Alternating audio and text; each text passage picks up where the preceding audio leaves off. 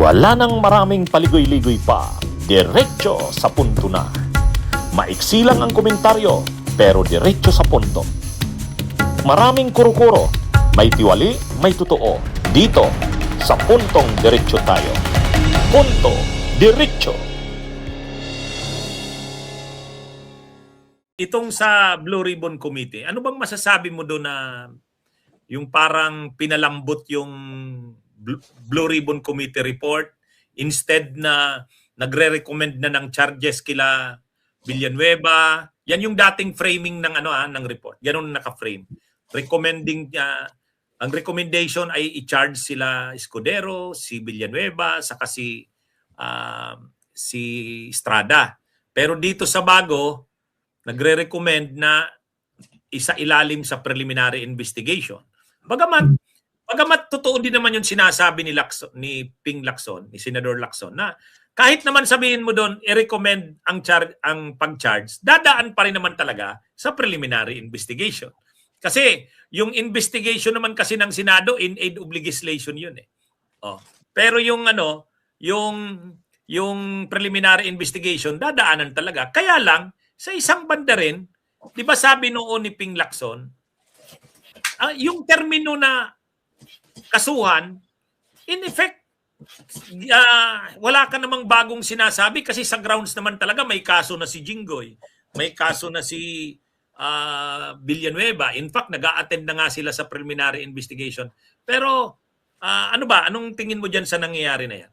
Well, sabi mo nga, attorney, kahit naman i-recommend mo na kasuhan, dadaan pa rin naman sa preliminary investigation yun, di ba? Recommendation lang naman yun eh. Di ba? Basta usapin dito ay nagbago ba yung tono? No, hindi ko na dedebatihin, hindi na ako mag-i-impute ng malis dahil ang sabi ng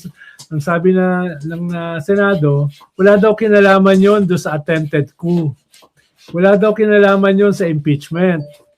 Wala daw yung kinalaman sa dynamics ng minority at majority. Hindi na ako magko-comment doon, attorney, dahil very obvious naman, di ba? Very obvious. Pero maganda yung comment niya.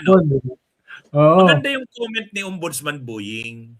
Ang sabi niya, kahit naman ano pa ang maging recommendation ng Blue Ribbon Committee, ano pa man ang recommendation, mayroon ng record ng proceedings.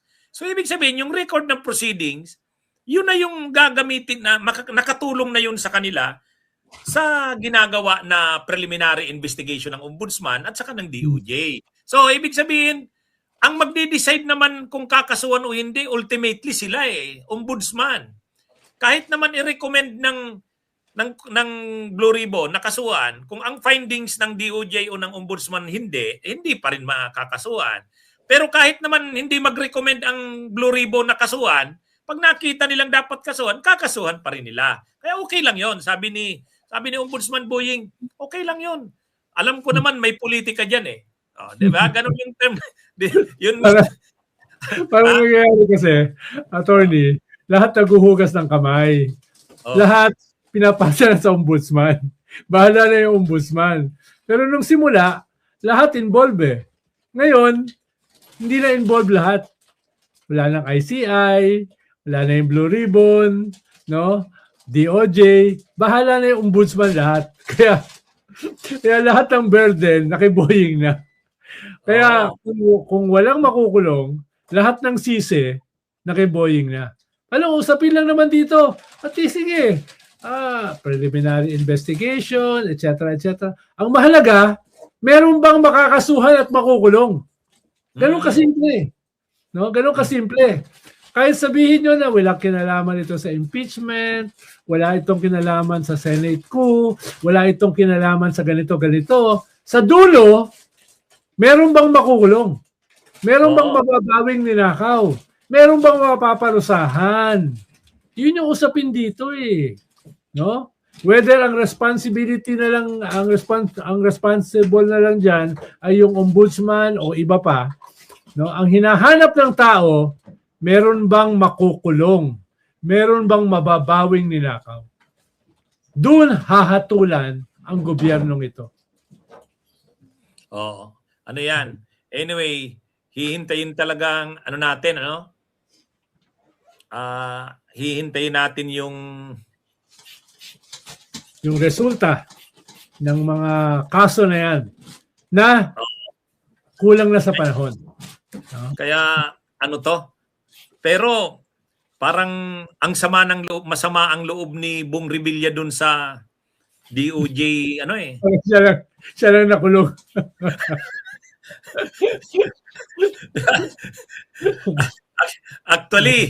Actually, makikita mo rin talaga yung sama ng loob niya, no?